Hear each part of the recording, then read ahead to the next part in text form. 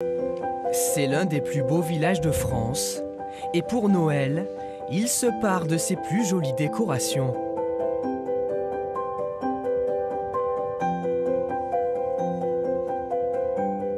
Une centaine de crèches réalisées par les commerçants et les habitants. Michel et sa famille font la leur depuis 10 ans. Ça fait partie maintenant du patrimoine de Flavigny.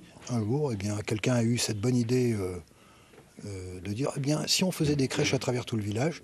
Et la coutume est devenue en quelque sorte une tradition. C'est beau avec ce qu'on a trouvé dans la nature, avec les santons.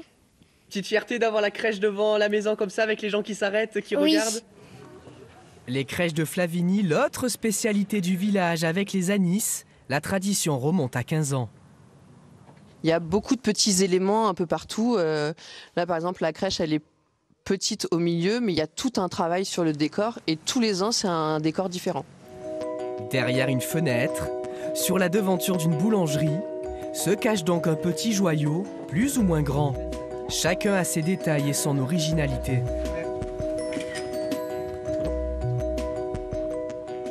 Un véritable jeu de piste pour les visiteurs. Ils sont entre 4 et 6 000 à venir chaque Noël. La 17, c'est celle qui était en haut, là. Elle? Non, celle-là! Après, on a le plan, donc c'est un peu plus facile, mais faut courir surtout après les enfants. Parce qu'ils courent dans tous les sens et il faut les rattraper. Bon, il y en a qui sont sympas.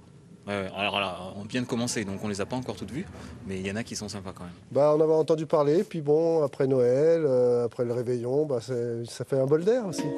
Les crèches resteront en place jusqu'au 12 janvier, de quoi prolonger un peu la magie de Noël et se prendre le temps d'un instant pour un personnage de la Nativité.